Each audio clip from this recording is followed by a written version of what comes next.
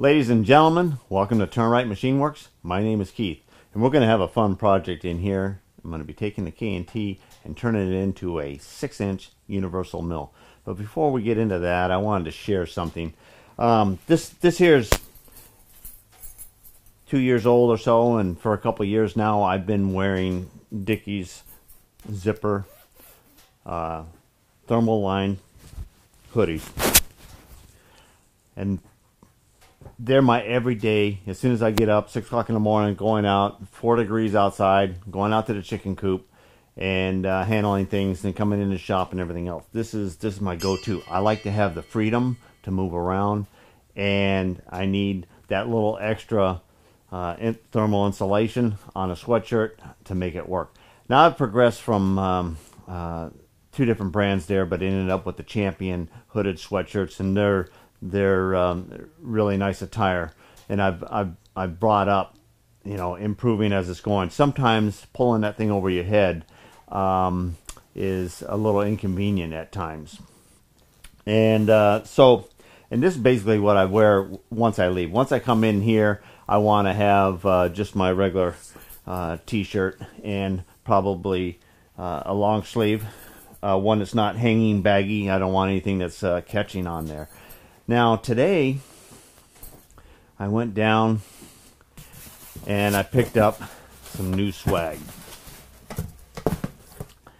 and this is my new Dickies thermal lined sweatshirt.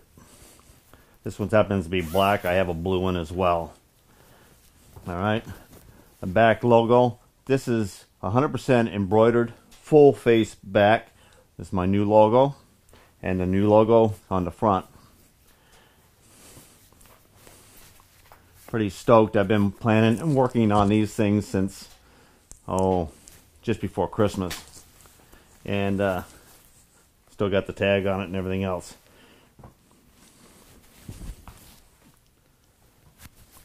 Alright, I can get you one as well. Get her done on the right hand side, and the new emblem on the left side, and the full face on the back. Thermal line Dickies in your size. I'd say I can get it to you for 110 plus shipping. Alright, it's not a cheap garment. It starts out at a $60 garment. It costs $20-something to do the front, and this is a 3-hour embroider on the back. 3 hours it takes them to embroider that on the back. Pretty awesome. I also wanted my regular work shirts done, and I think I'm going to be putting one on here. And this is just like my regular Dickies work shirts that I've been wearing, and I also sell on I sell them online, but you got to email me and tell me your size and everything else, and I have them made up, and it takes 2 weeks to come through with them. All right, the same full-blown embroider on the back. Work around the microphone label there. All right.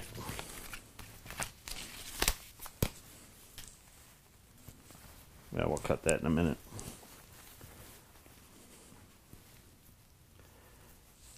Dickies work shirts they've worked out pretty good. I do like the scale pencil holder. It's developed into the pockets, and having pockets, sometimes putting a note or whatever in there is really good. Alright, now I had one done up already, and this would be like I would have offered to you with the getter done over here instead of my name. I didn't realize that they did one up like that already, but I think Stu down there at Advanced Embroidery was thinking already, so that I had something to show you. Anyway, that's the new news. The Dickies work shirt, short sleeve work shirt, it'll be $70 to you plus shipping and handling. All right, they are expensive shirt. It takes, I don't know, it's it's a certain amount for the embroidery on the front, but there again, it doesn't matter if it's a sweatshirt or the shirt. That's 3 hours to embroider that. All right. So Most of the cost added on there is the embroidery. All right, now let me get this box out of the way, and let's get going on this interesting video I have planned here for you. Now, you've seen me take the carriage of the lathe and a boring bar and turn that thing into a horizontal boring machine.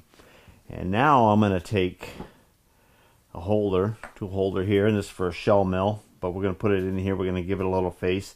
We have a face plate that will slip onto that, mount onto that number 40 holder, and fit the back side of this like new but 6-inch chuck with interchangeable jaws, and turn this into a 6-inch universal lathe. Now we'll be able to run our chuck into the spindle coming out.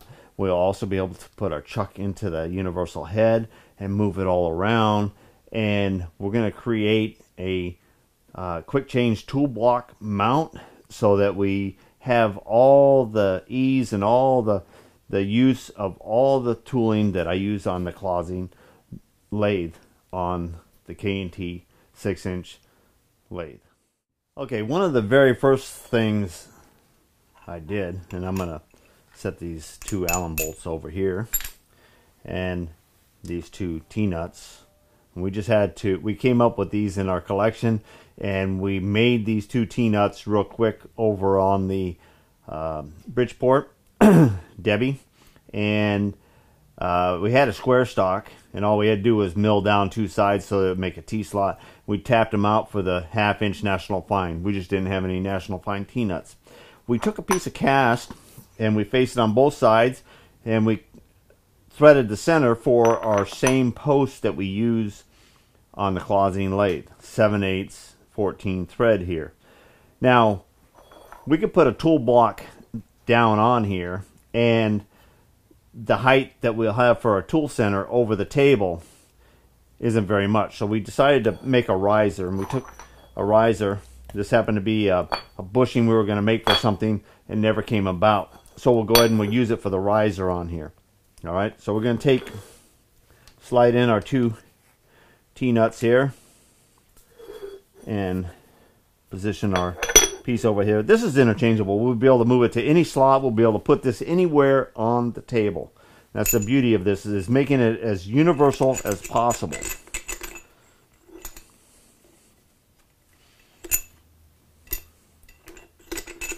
I think I missed one. There we go. All right, and our Allen wrench. Okay, and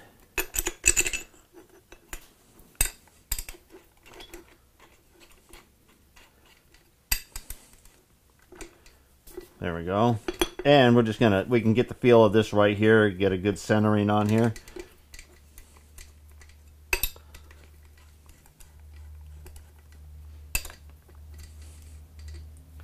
And like we said, we can slide this and move this, but we're just gonna tighten this down right here for right now for show. All right. Now we need to bring over our tool post that's over on our K&T.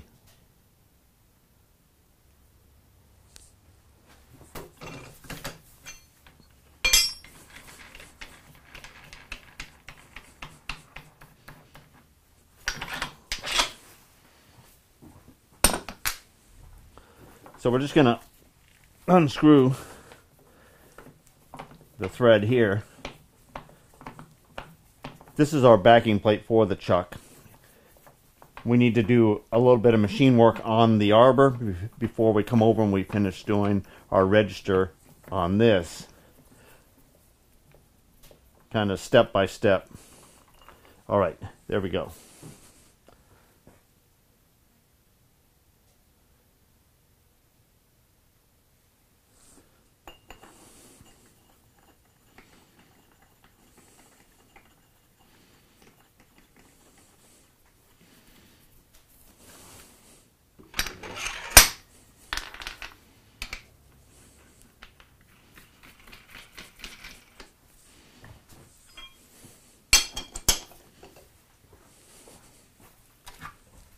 Any of our tool holders. There we go. Okay, we need to change positions.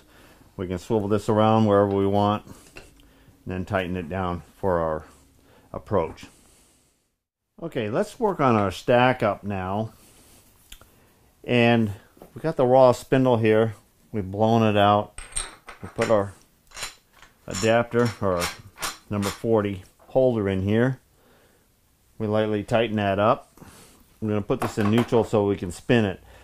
We plan on using this 1-inch diameter here for locating the center of our chuck.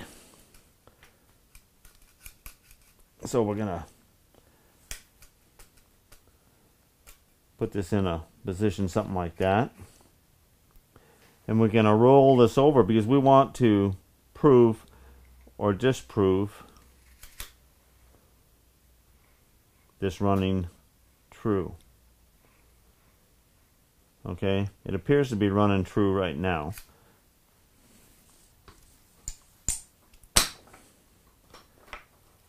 I'm just going to 180. I'm putting it back in again. I just want to put it in a couple times and just make sure. I'm going to go ahead and actually tighten this now. Make sure it's seated in there. Put it back in neutral. Okay, we're going to bring this back in.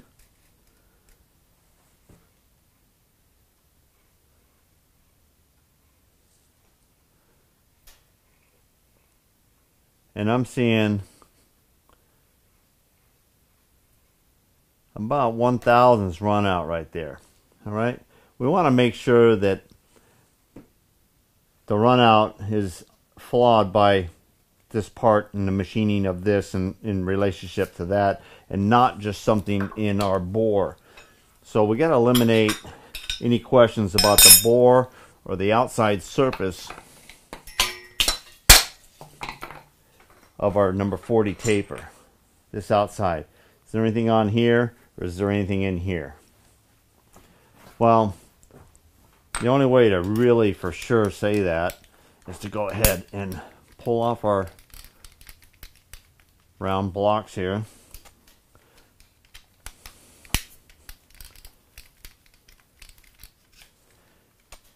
And we're going to pull our drawbar out for this.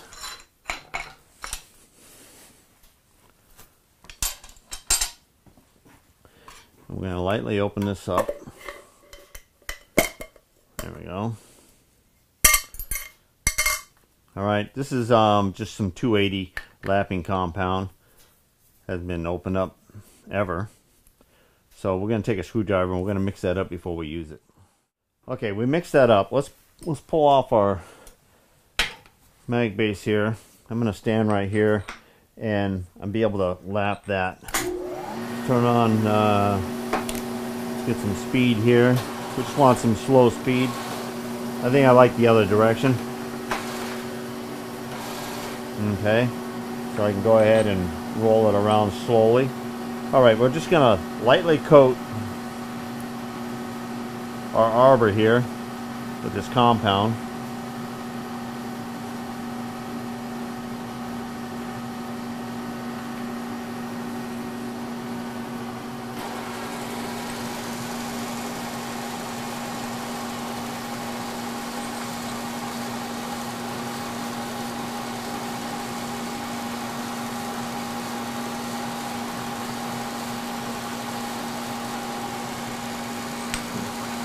Boy, it gets a suction right on there.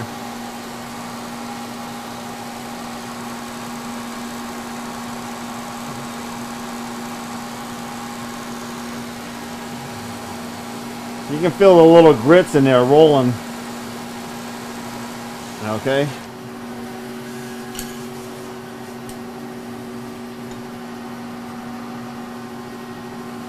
We're going to take a rag and we're going to wipe this surface right here. We know it had a little rustiness on it, but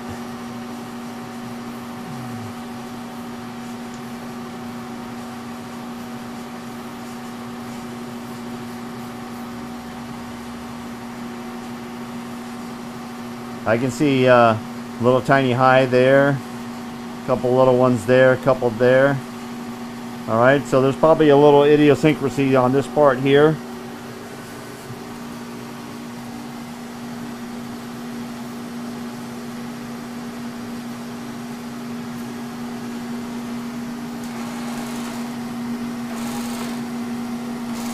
I can see a lot of hollows. Alright, I'm going to put a little light coat on here again. We're going to go a little bit more. And then we're going to wipe and clean off both parts, reassemble it. We're going to see if we get a truer running arbor. I don't want to machine components to put together a precision 3-jaw. I want it to run dead nuts is what I want. Whether it does or not, I just want to make sure that I did every part in my power to go ahead and make sure that I have the best chance.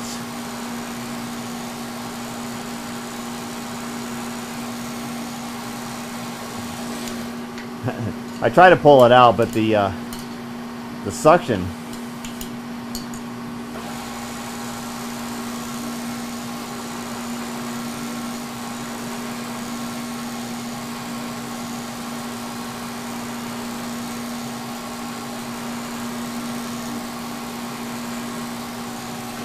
Okay, let's take a look at it again.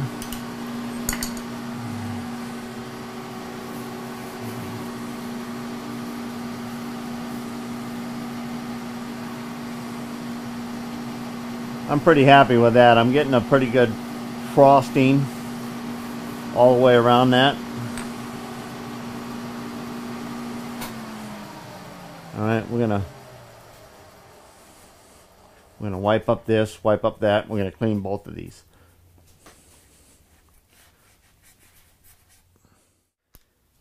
Okay, everything's cleared out, cleaned up.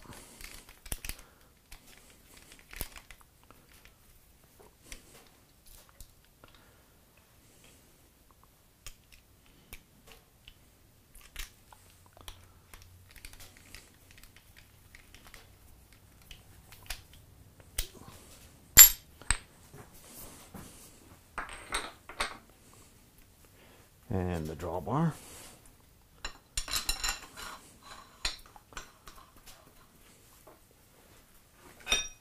Tighten down the drawbar. Okay, put it in neutral. Alright, we can roll it over.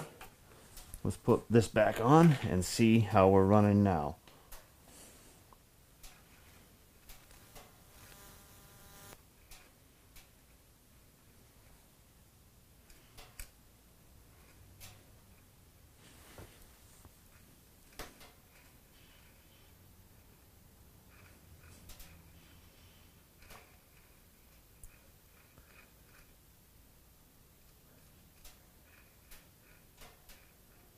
Alright, we're running a little less than 1.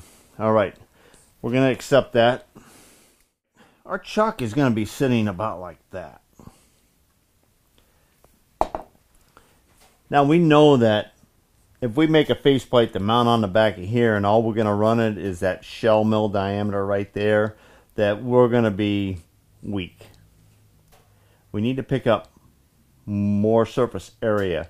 We don't have to pick up more location. We have the location here. We need to pick up face other than this.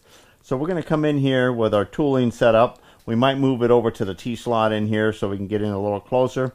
And we're going to skim machine this back face right here so that we can pick up that diameter right here for supporting the load of the chuck.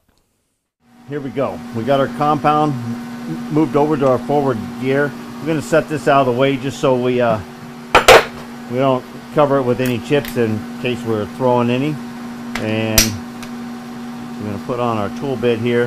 Now we're setting this up here because we're going to come in here and we're going to face and then have that little shoulder right there. Alright, we're all set up. Now we got to come up and find some kind of center.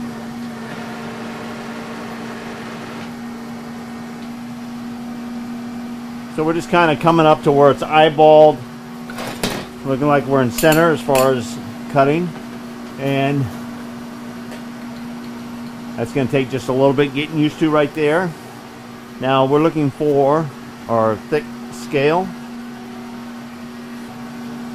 I have a scale. Now we're just going to go ahead and we're going to lightly put this in between and we're going to see which way it's leaning. Okay, it's leaning in on the top, so we're actually too high. So we're going to come on down a little. Cranked it down. We'll bring it back in. Okay, we're leaning out. Now we're just going to come up about 10, 20.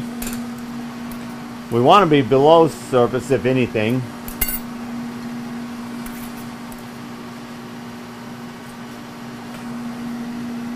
Alright, I think we're pretty good right there. We're going to call that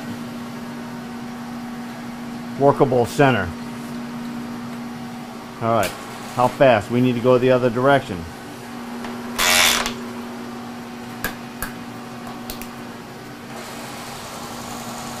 And we'll give that a shot. We don't know how hard this is in material.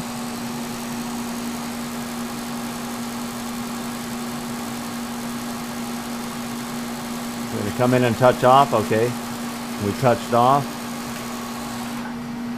Yeah, we're hitting here. We're not over here. So it's not really 100% machine surface. It's good material. Alright, I'm going to feed it in about 5 thousandths there. And we'll go ahead and we'll come across.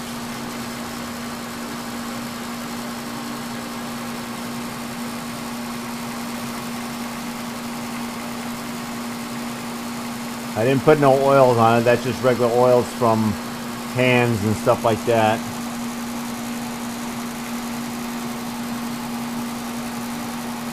Alright, we're coming in and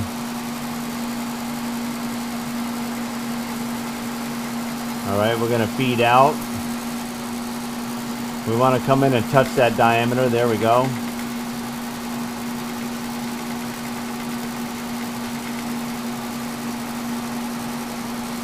There, we're going to make a round diameter and a face.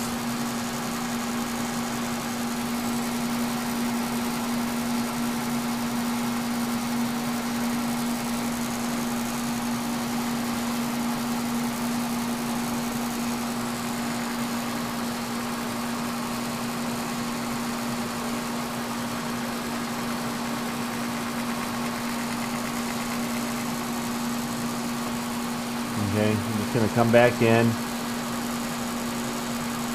Nice gloss finish there.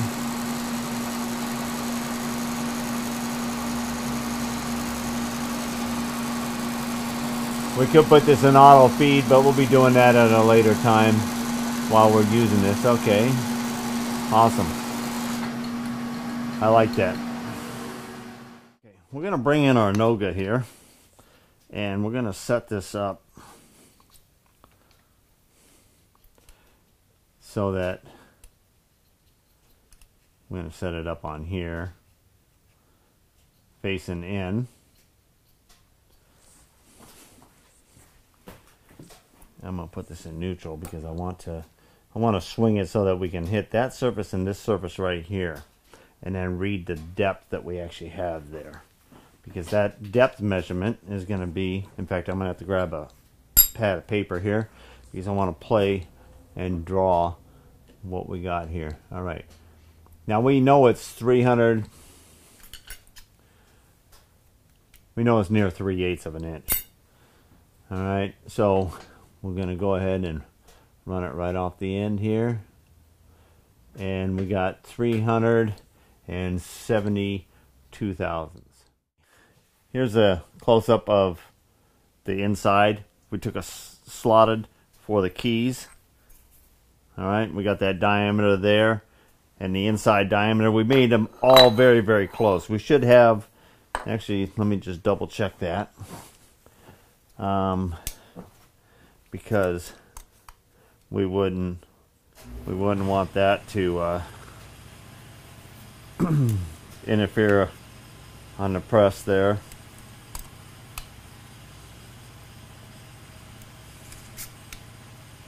Alright, we should be about 8 thousandths clearance on there. Alright, we'll line that up with that. Line up there, okay. We'll probably go and press this together. Yep, take a little bit of a press. We're going to press that together. Making sure we don't get none of the debris from the rawhide underneath there. Okay, put that in the press.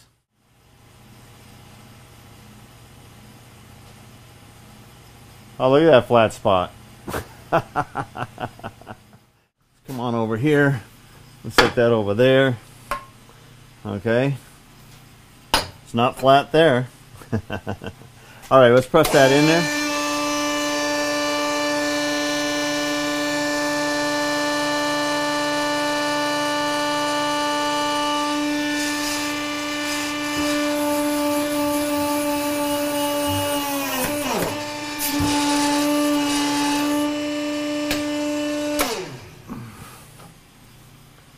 Oh, look at that. And we're just like 10 thousandths under. That's going to be great. Okay, let's put the nut in there and let's check it out. Meanwhile, back at the mill. Alright. We're going to go ahead and assemble this in there. Earbuds. Okay, and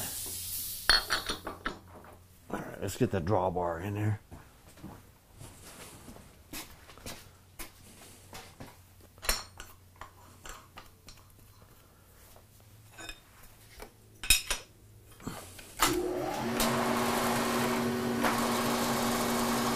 Looking good. We knew that was running out. This was a rough saw cut, so we didn't dress that up. But this face here, it's all running good. All right.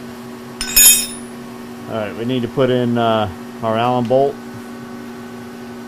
think I want to put some lube on the threads there.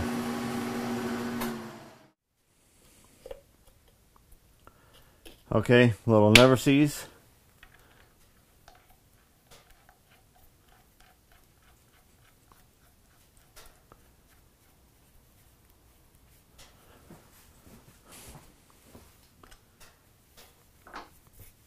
Okay, a little tighten.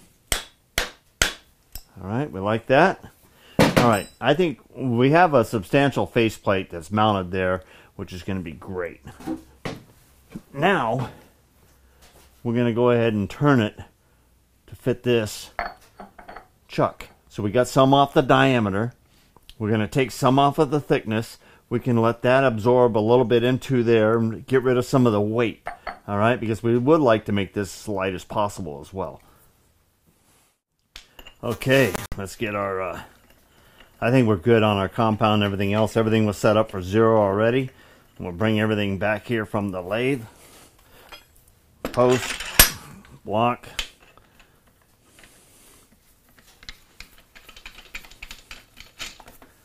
All right, our wrench.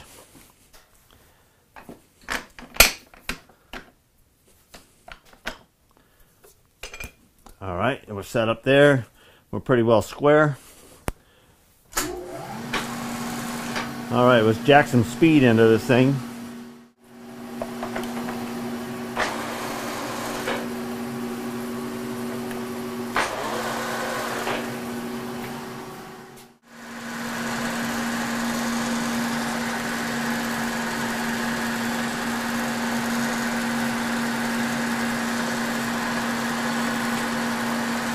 Yeah, we're going to go ahead and go in and we'll take a face cut right there.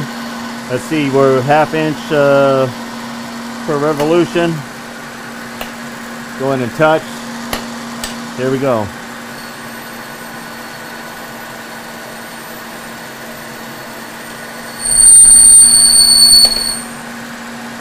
Little red. All right, I think we needed to break a chip there. It was coming off. It might be just a little bit fast.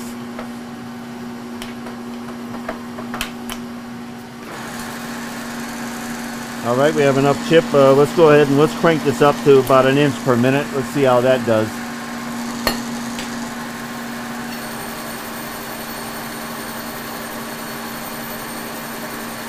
A little better chip color. Look at, I'm getting lighten and it's turning brown, so we're carrying that a little bit better. That's still a stringy chip. I wouldn't want to get stuck in it if it happens to wrap.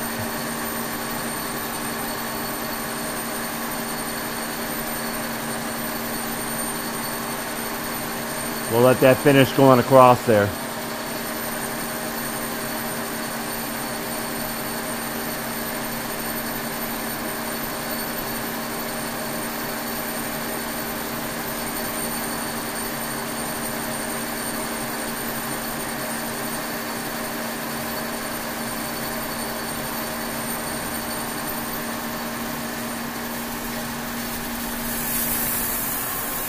All right, there we go. Hairdo. Let's see if we can get a chip breaking on here. We angled the insert in just a little bit. Okay, we're coming out, there's 0. All right, and we're gonna take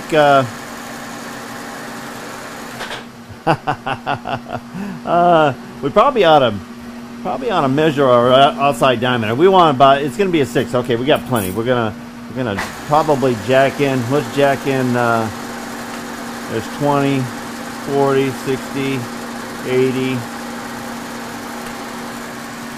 100. Okay, 100. And let's go ahead and we'll put in 1 3/4 per foot, or per minute there. Ready? Let's see what we got.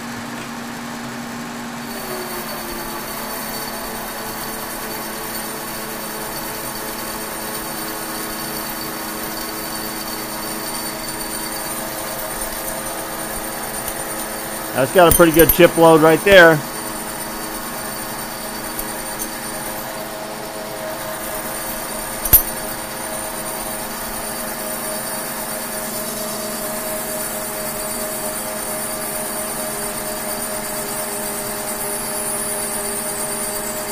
Putting the load on the old K&T. Push the clutch in a little bit more. There we go.